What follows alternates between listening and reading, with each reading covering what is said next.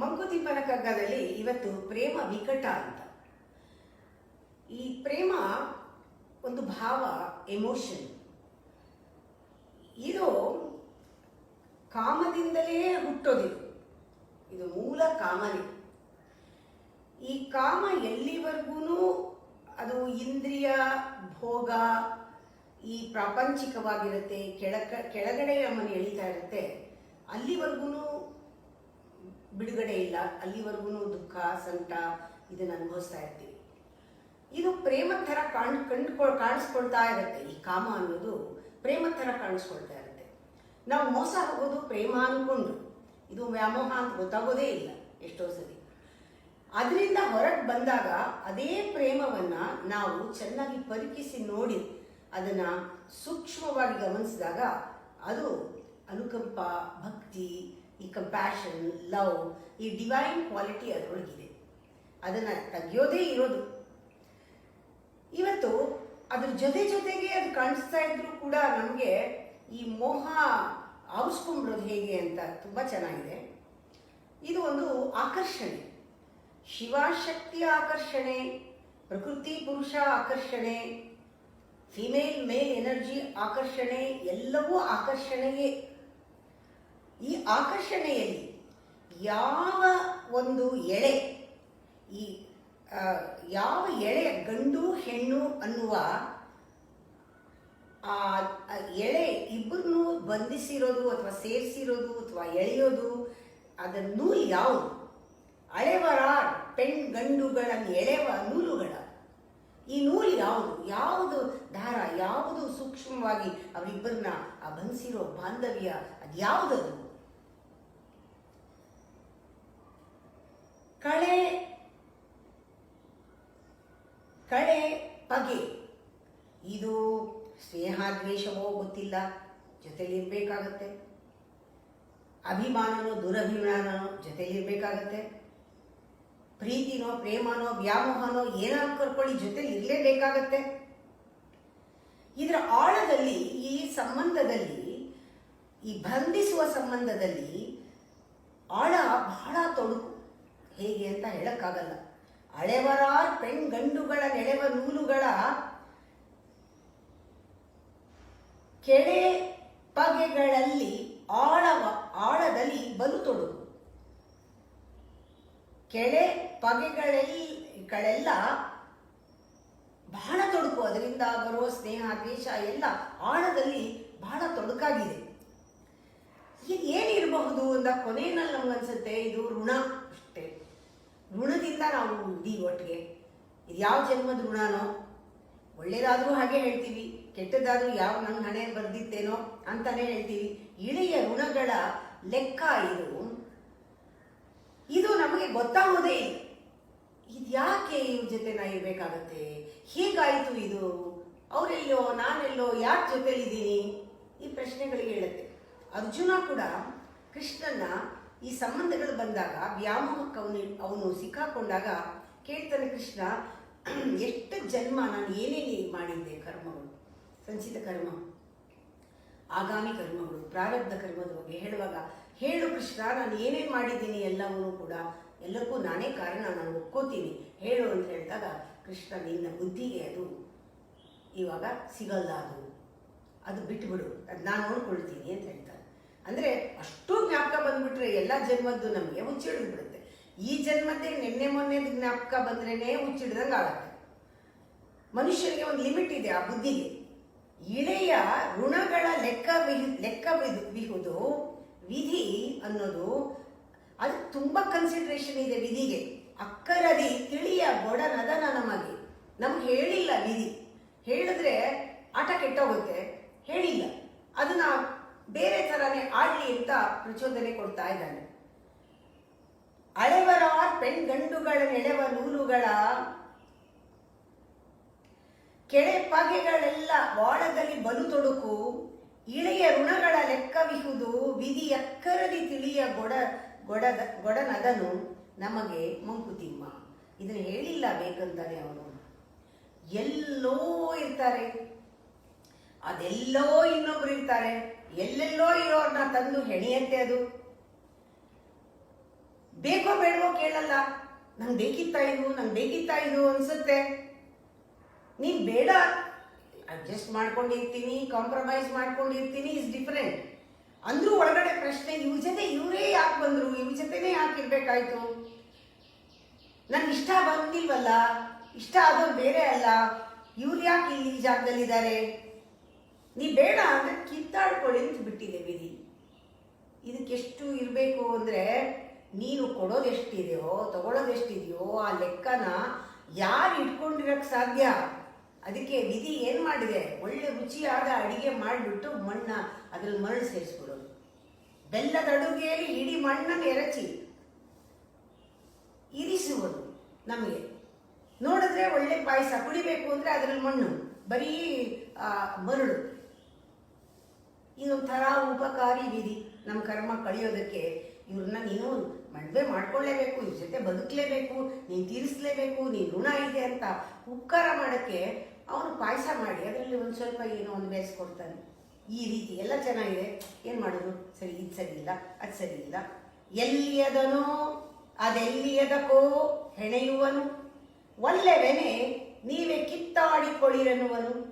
ಬೆಲ್ಲದಡುಗೆಯಲ್ಲಿ ಹಿಡಿ ಮರಳ ನೆರೆಚಿ ಇರಿಸುವನು, ಒಳ್ಳೆ ಉಪಕಾರಿ ವಿಧಿ ಮಂಕುತಿಮ್ಮ.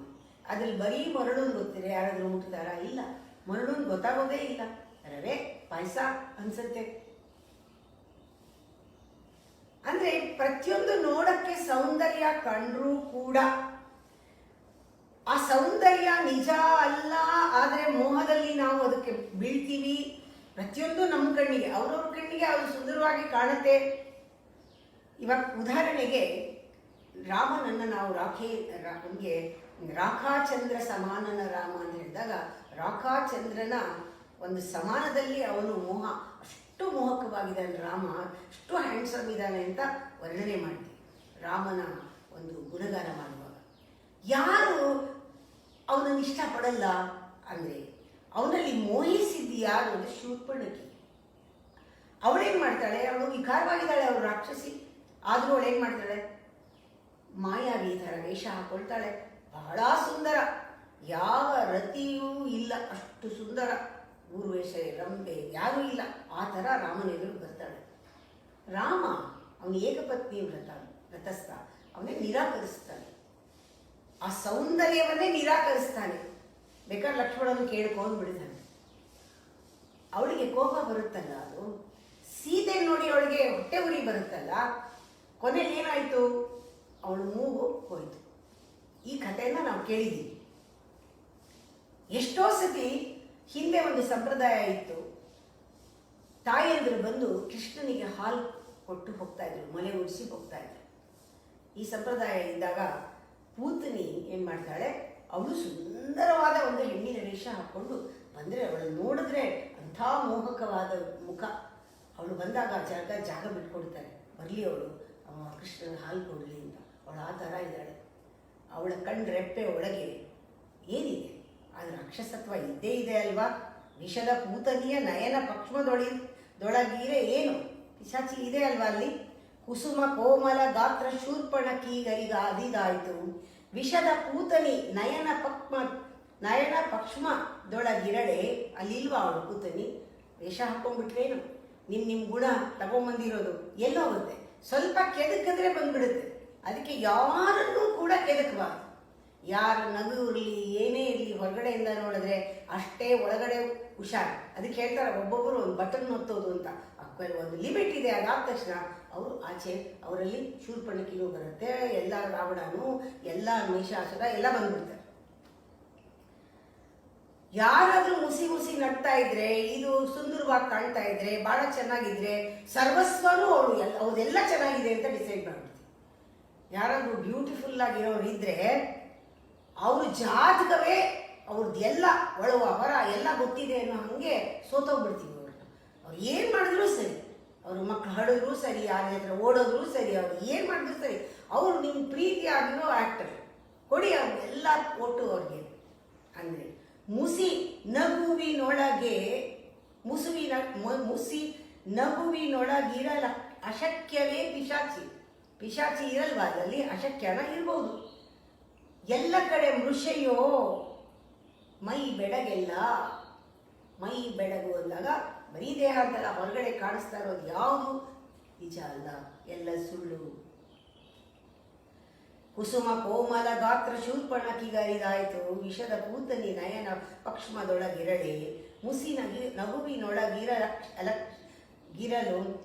ಲಕ್ಷ್ಯವೇ ಇರಲು ಶಕ್ಯವೇ ಪಿಶಾಚಿಗೆ, ಮೃಷೆಯೋ ಮೈ ಬೆಳಗೆಲ್ಲ ಮಂಕುತಿಮ್ಮ. ಇನ್ನು ನಾವು ನೋಡಿದಾಗ ಅನಿಸುತ್ತೆ, ಒಂದು ಬಂಗಾರದ ಒಂದು ಚೆಂಬು, ಆ ಒಂದು ಕುಂಭ, ಅದರೊಳಗೆ ಕೊಳಚೆಯ ನೀರು ಹಾಕಿದಾಗೆ ಇದು. ಅಥವಾ ಒಂದು ರಾಮಣೀಯಕವಾದ ಒಂದು ಇದರಲ್ಲಿ ಸತ್ತ ಹೆಣ ಅಂತ ಹೇಳ್ತಾರೆ, ಹೆಣದ ವಾಸನೆ ಕೊಳ್ತಿದ್ರೆ ಹೆಣ, ಅದು ಕೀವು, ಇದನ್ನೆಲ್ಲ ತುಂಬಿದ್ರೆ ಹೇಗಿರುತ್ತೆ. ಹಾಗೆ ಜೀವನ ಒಳಗಡೆ ಏನಿದೆ ಕೊಚ್ಚೆ, ಏನು ಗೊತ್ತಾಗೋದೇ ಇಲ್ಲ. ನಾವು ಪ್ರೇಮನ ಪುಷ್ಪಕ್ಕೆ ಹೋಲಿಸ್ತೀವಿ. ಪ್ರೇಮ ಅಂದ ತಕ್ಷಣ ಹೂವು ಅಂತ ಹೇಳ್ತೀವಿ. ರೋಸ ತಗೊಂಡೋಗಿ ಎಲ್ಲರಿಗೂ ರೋಸ್ ಕೊಟ್ಟು ಪ್ರಪೋಸ್ ಮಾಡೋದು ಒಂದು ಫ್ಯಾಷನ್. ಹೂವು ಅಂತೀವಿ ಪ್ರೇಮನ. ಆದರೆ ಗರಗಸ ಅದರ ಅಂಚು ಅಂತ ಗೊತ್ತಿಲ್ಲ ನಮಗೆ. ಮುಳ್ಳಿನ ಜೊತೆನೇ ಆ ರೋಸ್ ಇದೆ.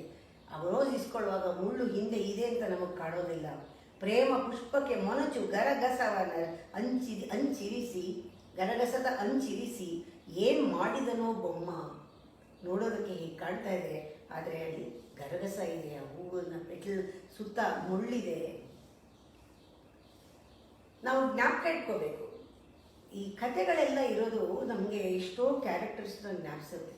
ಪ್ರತಿಯೊಂದು ಹೆಣ್ಣಲ್ಲೂ ಕೂಡ ಯಾವ ಹೆಣ್ಣಿಗೆ ಗಂಡ ಅಂದ ತಕ್ಷಣ ಅವನು ಬರೀ ನನ್ನನ್ನೇ ನೋಡ್ಕೋಬೇಕು, ನನ್ನೇ ಕೇರ್ ಮಾಡಬೇಕು, ಬೇರೆನೇನೋ ಮಾಡ್ಕೊಳ್ಳಿ, ನನ್ನನ್ನು ಮಾಡಬೇಕು, ನನಗೆ ಮೊದಲು ಇಂಪಾರ್ಟೆನ್ಸ್ ಕೊಡಬೇಕು, ಅಥವಾ ಮಗ ಅಂದ ತಕ್ಷಣ ಅವನು ನನಗೆ ಸೇರಿದವನು, ಈ ವ್ಯಾಮೋಹಗಳಿದೆಯಲ್ಲ, ಇದನ್ನು ಕತೆ ನೋಡಿದಾಗ ಗೊತ್ತಾಗುತ್ತೆ. ಪ್ರತಿಯೊಬ್ಬ ಹೆಣ್ಣಲ್ಲೂ ಕೂಡ ಒಬ್ಬಳು ಕೈಕೇಯಿ ಇದ್ದೇ ಇದ್ದಾಳೆ. ಆ ಪುತ್ರ ವ್ಯಾಮೋಹ, ಮಕ್ಕಳ ವ್ಯಾಮೋಹ ಅನ್ನೋದು ಇದೆ. ಭರತನ ಮೇಲೆ ಅಷ್ಟು ವ್ಯಾಮೋಹ.